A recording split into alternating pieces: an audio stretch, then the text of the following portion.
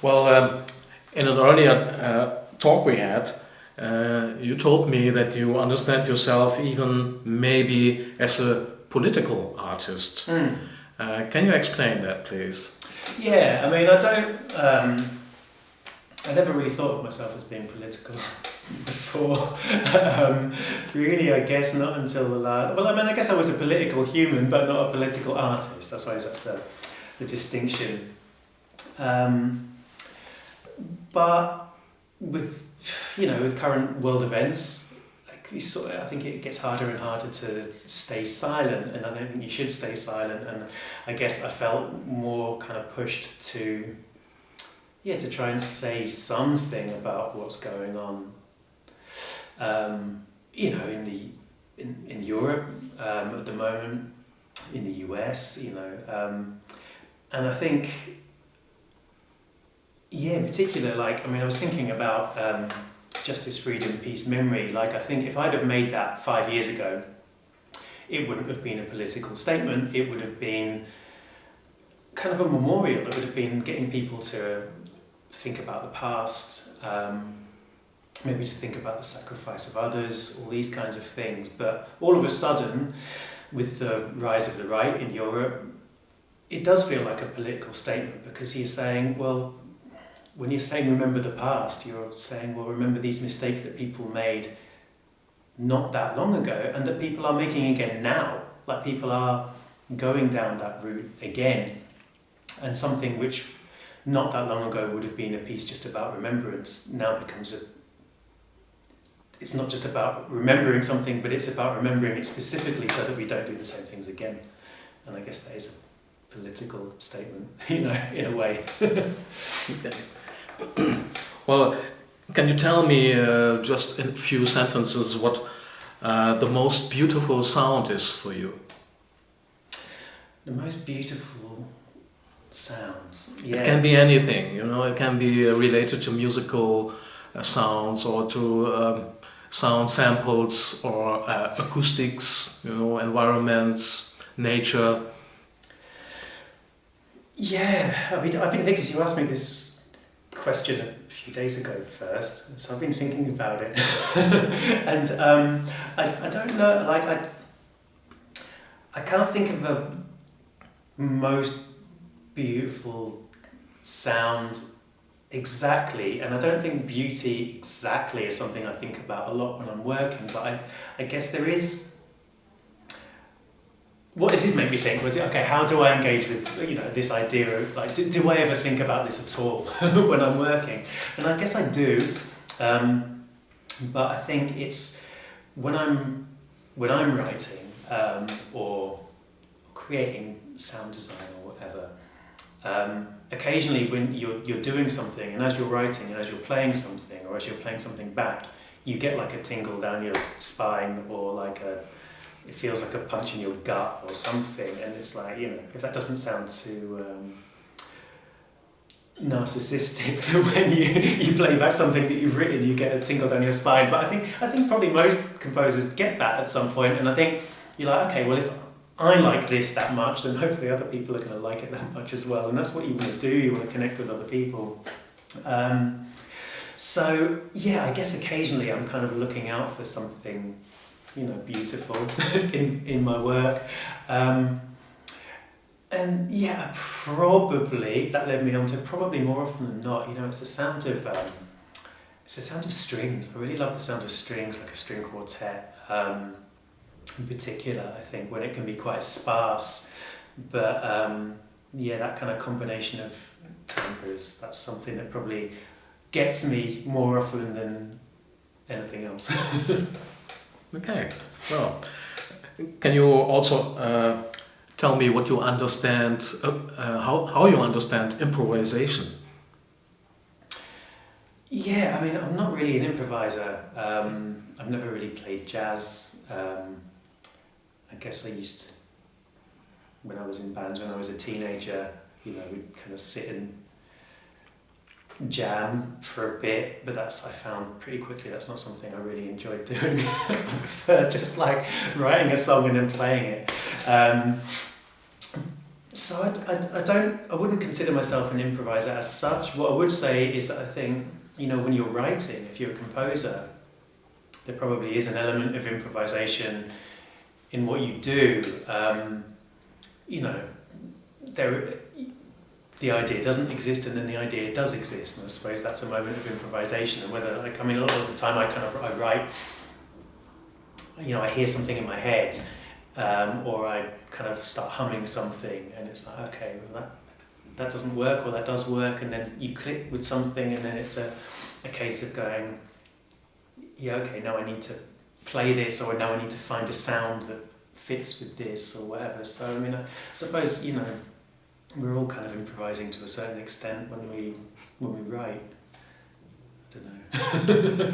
That's what it feels like. Okay. Well, can you also tell me a little bit about how you compose in general? Because you compose sound and you also compose lyrics. Mm-hmm. So what is the difference for you when you talk and think about composing these elements? And what is important for you to have in a composition when you work with sounds and with lyrics?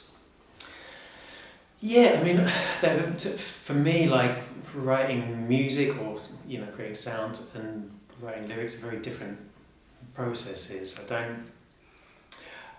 Writing music for me is very easy. It doesn't ever take very long. I can always come up with something quite fast. It might be shit,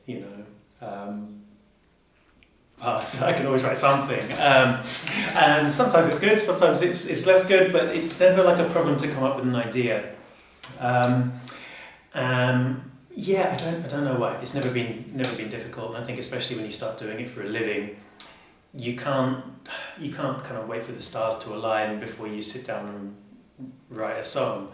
It's like I need to write 1.5 minutes of a punk song today to send to a client, and that's the deadline, so you got to do it. And that's not that difficult. Writing lyrics for me is much harder. Like, it's not something that I don't know, not something that comes as naturally. I guess I can do it if I force myself to, but I don't enjoy the process as much. I don't tend to like what I've written as much. I don't know, it feels like it kind of comes from a different part of my brain, and one that doesn't relinquish its hold on ideas as easily. I don't know. It's more of a struggle, I suppose. Okay. Can you tell me what silence mean for you? Is this existing silence? What do you think? Yeah, well, silence is very powerful, but I think true silence doesn't exist, right? Because I think even if you go into an anechoic chamber where there's no outside noise, you can hear the sound of of the blood pumping around your body. You can hear the sound of yourself breathing. You can hear, if you're apparently, you can hear the sound of your own nerves. Your nervous system is kind of like a high, like a jangling sound, which is too quiet to hear in the everyday world. But you go into one of these anechoic chambers where all outside sound is shut off, and you can hear that stuff. So, there's no such thing as silence, true silence, but. There isn't, the idea of silence exists, right? And I think so. This is something that's really powerful in films, for example. You can't create silence on film by just not putting any sound on the soundtrack, because it'll sound like something's wrong. People will be like looking around going, okay, if you're in a cinema and all of a sudden everything goes completely silent, you'll hear the projector at the back of the screen and all this kind of stuff. You'll hear the air conditioning, and it's like, okay, what's going on here? So silence is very powerful in film, but you have to signify it somehow, and they normally do that by amplifying a very quiet sound. So you can suddenly hear the sound of breathing, or you can hear the sound of a clock ticking is always the one that people use, and so on. But that idea of silence is very powerful. Like, it's used a lot in horror films, obviously, when someone's trying to stay very, very quiet, and did you see the movie A Quiet Place? It's a very good film. The whole idea of that, the whole conceit of that is they have to stay silent, otherwise they're going to be killed by marauding aliens. So silence is very, very powerful. It can make people kind of very, very tense. Silence in music is powerful. A lot of what music is about like tension and release. It's about kind of expectation and stuff like that. So you can make a chorus sound like way bigger and way more powerful if you have like one beat of silence just before the chorus, and like pop songs do that all the time. And kind of like a lot of rock songs, sometimes rather than playing a big drum fill to start the chorus, just shut up for 2 beats, and then when the chorus kicks in, the change in dynamic is that much bigger, and it sounds like something's more kind of powerful. So I think, I don't know, obviously I've used silence in my piece. The silence isn't silent because you'll still hear the sounds of the city around you, but it's a powerful tool, I suppose. Good. Well, in the beginning of November, which is very soon, your EP Fever Dream will come up with 3 songs. Well, first I have to say congratulations for this amazing work. Thanks very much. Well, you published that under the name Guillotine Sunbeam. Mm-hmm. Can you explain the name very short? What does it mean and where does it come from? I can. You know what? This name, it's a bit of a funny story. Like, this name goes back a long time before this solo project existed. I think I had this name about 8 years ago. And, I was watching a documentary about the new romantic bands in the UK, and I love all that stuff, those kind of early new romantic sounds. And and the guys from Spandau Ballet were on there talking about how they came up with the name of their band, and they were like, we just need to take something really bad and put it next to something really good, and that'll be a great band name. and they came up with Spandau Ballet.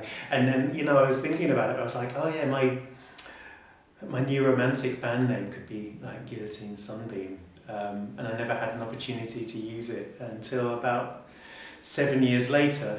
And it was like, you know what, I still remember that name and I quite like it, so I'm just going to use it. And it's interesting. I've got some people, quite a few people have written about my music because they saw the name and were interested, which has never happened. I've been in many bands. It's never happened before, really, I don't think. So, I guess it was a good name to choose. Okay, well, the first song is called Fever Dream, and this is kind of a post-punk, stylish situation. I guess so. It's really, at least it grabbed me a lot. I really like it. Well, that brings me to the next question. Do you have a label to bring that to the people? How do you work with that music to bring it to the people? No, I'm not really looking for a label yet. I think I would like to work with a label on the Guillotine Sunbeam stuff eventually, because they can, I think when you put something out, I think if you find the right label, you have a bigger team around you all of a sudden, and there are kind of more people to share the work, and I think it can be much more successful. So yes, I think I would like to find a label eventually. But I mean, the truth of the matter is, I think most labels won't be interested in you until you've released a couple of things and shown that you can kind of be a success on your own. That's kind of the way it works these days, because you can do it all on your own. If you put a couple of things out and you get some good press and people are listening to it and people like it, at that point maybe a label would be interested in coming on board. So I haven't really thought about finding a label yet, but I probably will start to think about that next year. People probably don't realise how easy it is to put music out these days. It costs $11, my distributor, and they will take this EP and they will put it on Spotify and Apple Music and Amazon, and basically anywhere that you can find music, they will get it there. And it's very, very easy to do. So you got a lot of what you needed a label for in the old days was this kind of access to their distribution network and so on. You know, when you're dealing with vinyl, and when you're dealing with CDs, it's much harder to do all that stuff on your own. When everything's digital, it's really, really easy. Where it becomes difficult, I mean, the hard part is, someone was talking about this last week at a music conference at ADE, Amsterdam Dance Event, I went to last week. There's something like 100,000 new tracks going on to Spotify every week. It's sort of like it's absolutely insane. There's so much new music all the time. It's so cheap and easy to produce music now. As I was saying, it's so easy to distribute it. The problem now is not getting your music onto Spotify. The problem is getting anyone to listen to it, because there's so much stuff out there. There's so much noise. How do you get people to listen to your track? And that's where a label can be really helpful, because they have contacts, they know people in the press, they have generally their own dedicated fan base, as things are anyway, and it can be really useful in kind of helping you to find an audience. But that's the kind of stuff I'm doing on my own at the moment, which is going all right. Okay, well, can you just tell me what the message is of this new album, Fever Dream? Because it has 3 songs, not 4 or 5, just 3. So what's the message? They were the 3 songs that were ready. I don't know. I mean, I had a few more things written that just felt like the right number. Doesn't outstay its welcome. I think the 3 songs kind of show a different side. Like, I think there are different. Each one is. I mean, I hope they all kind of are bound together in some way, but each song has quite a different sound to the others. So I like an EP. You can kind of, you can be quite experimental in some ways, throwing different ideas into the mix across kind of a short thing. And I grew up really liking EPs, and buying things in the 90s, like Primal Scream used to do great EPs like that, where it was like a 3 or 4 song thing, and every single song on it was totally different. And I liked that you could do that, and I wanted to do something similar, I suppose. I wanted to do something that's bigger than just a single, because the previous thing I did was just 1 song, so you want to make a statement, I guess, that's a bit more, okay, this is a bit more of what I'm about. And I don't have an album ready yet, so an EP seemed like something good to do now, and then hopefully the next thing will be an album, I don't know, at some point in the not too distant future, I hope. Okay. Well, as a composer, you work a lot with synthesizer and with sound samples, which makes you a digital artist somehow. Mm-hmm. But what do you think about the situation? Do you also use acoustic instruments? Do you play any instruments? And what do you think, where does it go to in this crazy musical world we are in? I do. I mean, I play piano and guitar, and I think, it's quite important to utilise those skills as a producer, I think, if you've got them, because a lot of people don't have those. I think it's the thing that kind of helps you stand up in the crowd a little bit, maybe. There are, as I was saying before, it's so kind of cheap and easy to produce electronic music, and there are so many, and that's the thing that most people are doing. I think most producers out there do create electronic music of some kind or another. It's still very difficult to get good at it. And most people aren't that good at it, I suppose. It takes a lot of time and a lot of effort, but one thing that helps you to stand out from the crowd very easily is if you can play real instruments, because if you can do all these things, then you've had to spend years mastering music production, as well as years mastering piano, as well as years mastering guitar. I mean, which I haven't done. I'm not a great guitarist, but I can get by. I think it helps to set you apart from the thousands of other people doing it out there. And that's useful, I suppose. But also, I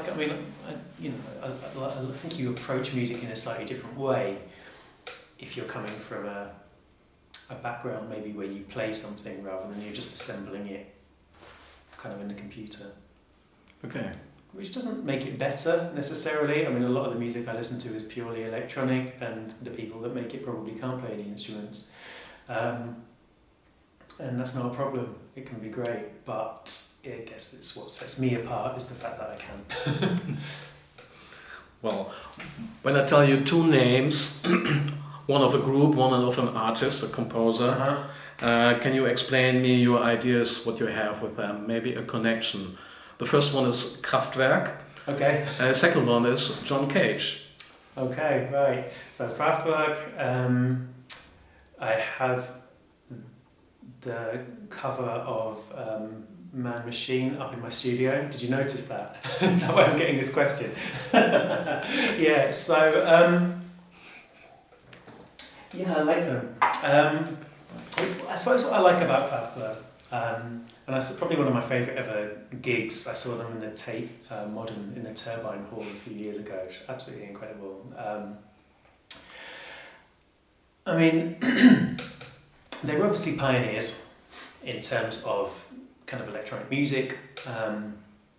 They really were kind of ahead of most of the rest of the field in terms of the kind of music that they were creating. But what I love about it, I think, is that it's so melodic as well. And it kind of has this real, it kind of has a human element to it as well, which is probably not what many people go to Kraftwerk for. But I think what's so special about it is just the kind of simplicity, but also like how good the melodies are, you know. I think once you get to kind of Tour de France era Kraftwerk and kind of later, I lose interest in it a little bit. I mean, the sounds are quite cool, but it's kind of dated a little bit now, and I think what they were doing at that point is not that different to what everyone else was doing at that point. Everyone else had kind of caught up a little bit. But when you listen to those first albums, you know, you listen to Trans-Europe Express, you listen to The Man Machine and all that kind of stuff, it's still fantastic. And I think what sets it apart is the melodies, actually, now that everyone else has caught up with the technology. And there's still something very special about those. John Cage. Right. I mean, I think the way John Cage probably relates to my own work the most, and I suppose one of his key ideas that I guess resonates with me, is in connection to my PhD work. And he has this idea, or had this idea back in the 60s, I think, of letting nature into music. So I think what he meant by that was to not try and control everything too tightly. I mean, 4 minutes 33 is the most famous example of that, where if you don't know what that piece of music is, essentially it's a piece of silence.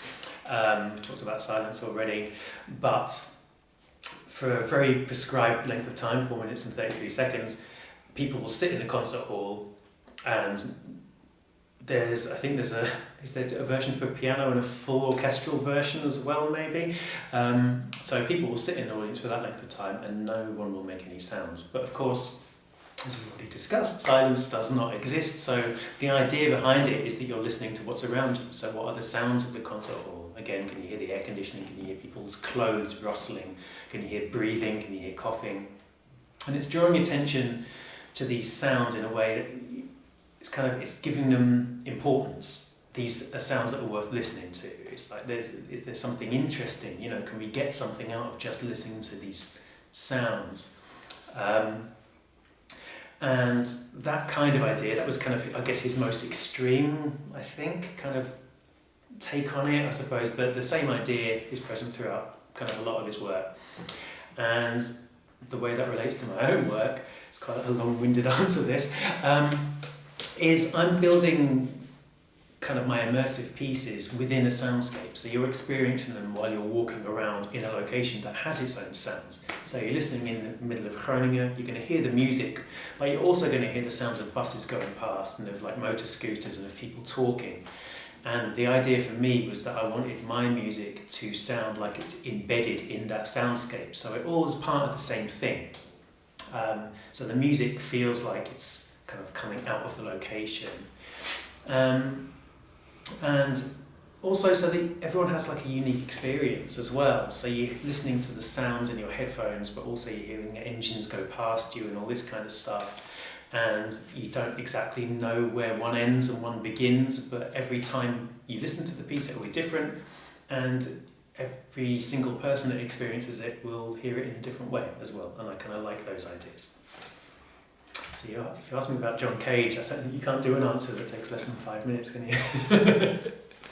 Well, Jonathan, who are you in private when there's no sound around? Who am I in private? I can't talk about that on camera. This is really private. It's private. I don't think I'm very different. No.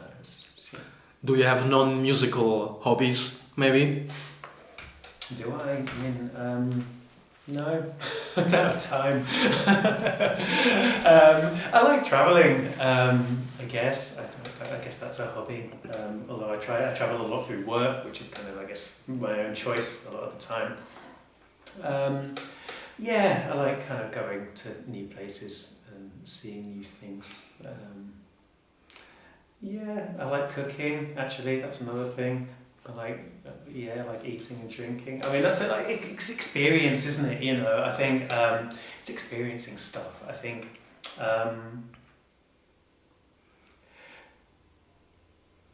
Anthony Bourdain, the chef, he died earlier this year, and I remember in his first book, Kitchen Confidential, which I read 20 years ago when I was working in a kitchen, and I worked in kitchens for quite a while, I worked in the restaurant industry for a while longer, and he talked about kind of chefs having a certain kind of character, where every chef that he knew loved drinking and loved music and loved movies and all this kind of stuff, and there's a certain type of character where you just want to experience as much shit as you can, and I think that probably describes me as well. You know, I like eating, I like drinking, I like listening to music, I like films. See what the world has to offer and take it up on that offer. Well, my last question is something like, what kind of advice would you give to young people who want to become someone like you, like a producer and an artist? I guess work hard and stick with it. I think it's the same. I mean, I don't know if that's good advice because I know a lot of really talented people that worked hard and stuck with it and still could never make a living. It's really tough. So be prepared for it to be tough. Understand that most people don't ever make a living out of it. But most of the people I know that do make a living out of it didn't get there straight away. It took 5 years, 10 years, I think you just have to improve what you do the whole time,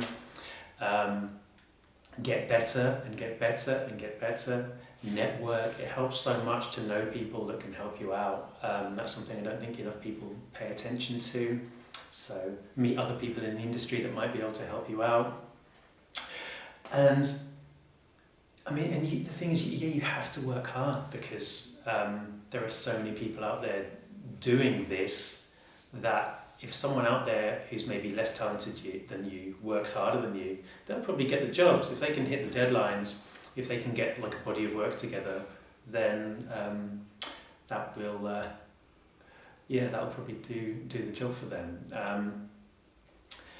I suppose my piece of advice, another piece of advice is get yourself a partner with a proper job. Find yourself a boyfriend or a girlfriend that can pay the rent when you can't. Okay, thank you very much. Pleasure.